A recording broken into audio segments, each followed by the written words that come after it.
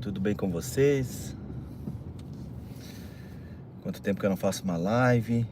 Tô aqui de volta para trocar mais um bate-papo contigo, refletir sobre a vida, sobre o cotidiano, que é o que eu gosto de fazer. E um tema que tem me chamado bastante atenção ultimamente é a inteligência artificial. Inclusive faço parte, sou secretário da Comissão de Direito Digital e Inteligência Artificial da Ordem dos Advogados do Brasil aqui de Blumenau. E estou aprendendo muito nessa comissão, que a gente tem que se atualizar, estudar para poder passar um pouco de informação para os colegas advogados e para a sociedade em geral. Porque o advogado, ele é a essencial administração da justiça e ele está aqui para servir a sociedade, né? Não é um produto, necessariamente um comércio, mas sim uma prestação de serviço, assessoria jurídica. E então acho bom sempre esclarecer as pessoas naquilo que me é possível, dentro das minhas limitações. Sempre aprendo também com as pessoas, quando tem interação. E vamos embora. E o que tu acha sobre a inteligência artificial? Que ela é uma coisa boa ou é uma coisa ruim? Tens usado inteligência artificial no teu dia a dia? Provavelmente sim, mas nem percebe, né? Ou melhor, na verdade a gente não tem usado diretamente, mas tem sido usado pela inteligência artificial, principalmente nas redes sociais. As mensagens, propagandas, vídeos, inclusive a gente acha que são feitos por humanos, mas é a inteligência artificial, com base em avatar, em gravação de voz. Ela vai replicando vídeos de acordo com os prompts que a gente dá, de acordo com os comandos. E é de suma importância a gente saber operar a inteligência artificial. Muitas profissões elas vão ser extintas, isso é fato, né? A tecnologia tá avançando de uma maneira tão brusca que daqui a 5 anos muitas das profissões que a gente conhece provavelmente não vão mais existir, não tem necessidade. A inteligência artificial está tomando lugar, por exemplo, de programadores. Um ser humano, a capacidade dele é limitada, tanto pelo cansaço físico, emocional e o próprio conhecimento. Coisas que um programador demorava 2 semanas para conseguir detectar um bug que tinha no sistema, programa, a inteligência artificial faz ali em poucos minutos. Porque é o quê? É muito conhecimento junto, agregado em data center, que quando a gente dá aquele prompt, ele faz um cruzamento de dados numa velocidade muito rápida e acaba coletando pra gente aquelas informações que, se a gente for fazer manualmente, levaria dias, semanas, meses. Mas é bem importante a gente saber utilizar a inteligência artificial, não ser usada por ela. A gente saber dar os comandos corretos. A gente tem que aprender com ela e para melhorar o nosso estilo de vida, a gente diminuir nossa jornada de trabalho, usar a inteligência artificial para isso, para diminuir nossa jornada de trabalho. Enquanto a gente está desfrutando com a família, com os amigos ou com a gente mesmo, descansando, lendo, a inteligência artificial tem que estar ser o nosso escravo. E a gente, com conhecimento, sabendo como funciona, somente fiscalizando aquilo. Mas a gente também não deve deixar exclusivamente na mão da inteligência artificial, porque ainda ela não tem sentimentos, empatia. Ela atua de acordo com o cruzamento de dados que tem em banco de dados, informações. Mas ainda o ser humano, ele é vital para saber ponderar situações. Porque se a gente deixar só na mão da IA, a chance de muita coisa não dar certo é grande também. Tem que ver como que ela está sendo programada, principalmente a inteligência artificial generativa, que é esse chat GPT, DeepSeek, Gemini, Copilot, que é onde a gente dá um prompt e ela dá uma resposta pra gente. A gente faz um upload ali de um arquivo e pede para ela fazer um resumo, coisas que levariam horas pra gente fazer. Às vezes a gente precisa com urgência. Ela dá um resumo e já mostra os pontos, os maiores pontos que devem ser destacados naquele texto. Mas a gente deve conferir aquilo, a gente não deve somente se basear no que ela está passando pra gente. Eu tenho utilizado a minha prática jurídica para me auxiliar na confecção de peças mais complexas ou mais extensas. Eu dou os prompts, menciono quais seriam os pontos e o que ela tem que fazer, e ela me traz aquele texto redigido com uma linguagem às vezes mais aprimorada do que eu mesmo faria pessoalmente, ou demoraria muitas horas para fazer aquele texto. Mas eu não deixo ela guiar aquela criação daquela minuta que eu pedi. Eu vou lá e confiro, porque ela alucina também. Ela tende a dar a resposta que a gente quer, da maneira que a gente pede. Com isso ela até cria decisões judiciais que não existem, cria artigo de leis também que não batem com os fatos, e daí a gente tem que estar fiscalizando. Mas ela é um bom auxílio, é como um estagiário. A gente é um estagiário, né? A gente pedir pro estagiário, faz a minuta pra gente. Ele traz toda a minuta pronta, a gente vai lá e confirma. Faz os ajustes que tem que ser feito, tira aquilo que tem que ser tirado. E a mesma coisa é com a IA. A IA, essas chat GPT, é um estagiário de luxo pra gente. Se a gente souber usar, ela traz grandes benefícios. Na própria medicina, analisando exames a olho nu por um médico, dependendo da posição que o corpo tá, do volume de líquidos que a gente tinha, ele não consegue dar uma precisão exata. Eu participei de um congresso agora que está acontecendo aqui em Blumenau, Oktobertech. E um expositor, ele trouxe essa questão da IA fazendo leitura de exames médicos para detectação de câncer. Ele tem um acerto de 92% na leitura quando é feito pela IA, sendo que o médico, aquele médico bem gabaritado, reduz para 52% de acerto fazendo o exame a olho nu, justamente por causa dessas questões. A posição do corpo, a respirada, às vezes a imagem ela pode ter escondido alguma coisa que a olho nu não consegue ver, mas a IA, como ela trabalha com padrões, ela consegue detectar aquilo que aparentemente não está sendo visto ali.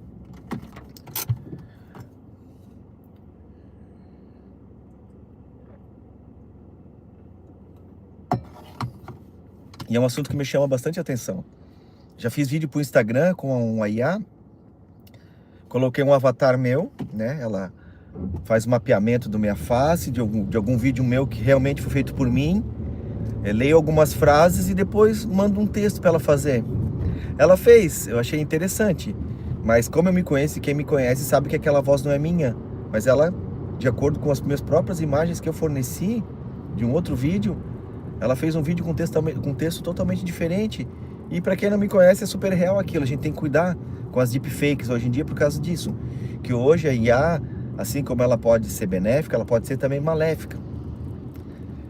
Com distribuição de fake news, usando imagens de pessoas e colocando palavras que elas não disseram.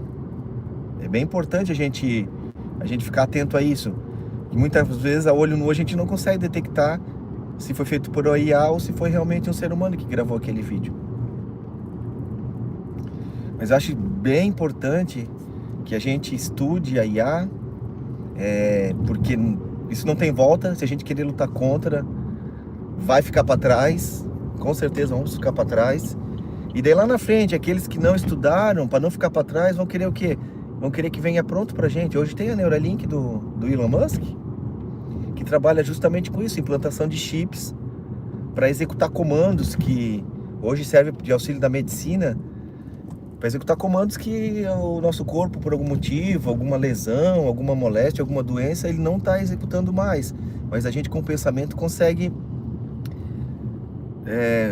dar movimento para prótese, para próprios membros que estão paralisados por algum motivo, alguma doença que aconteceu.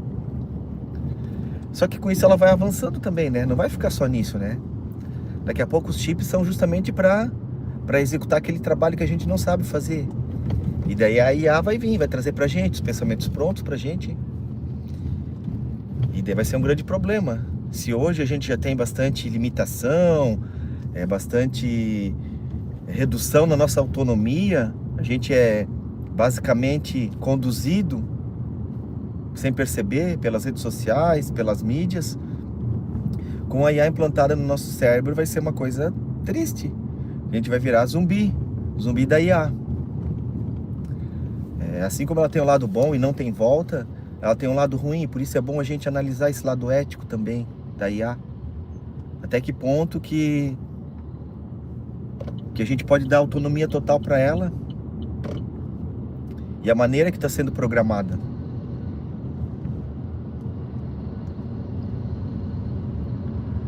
E o que tu acha sobre isso?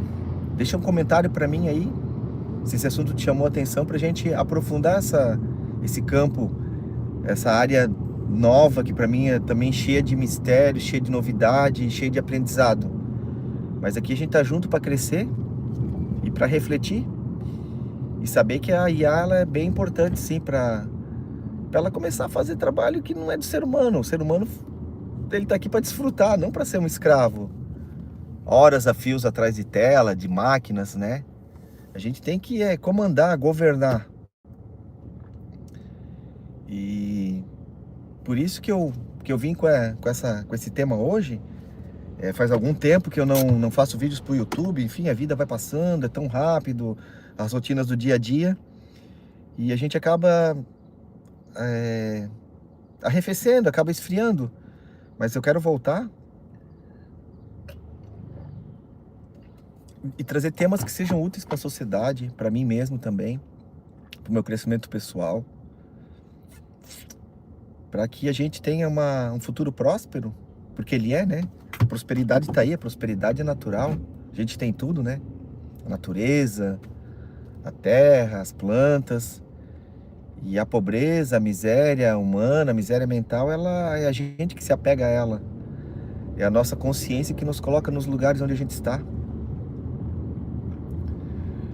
E sempre é tempo de aprender, nunca é tarde para começar, sempre é cedo para desistir. E por isso te convido para a gente mergulhar nesse universo incrível da IA, que está aí, está presente no dia a dia, a gente nem percebe. Muitos saques, muitos atendimentos, eles são feitos por IA, não são mais feitos por seres humanos. E às vezes é tão real que a gente nem percebe que está conversando com uma voz de inteligência artificial que ela vai se aprendendo também.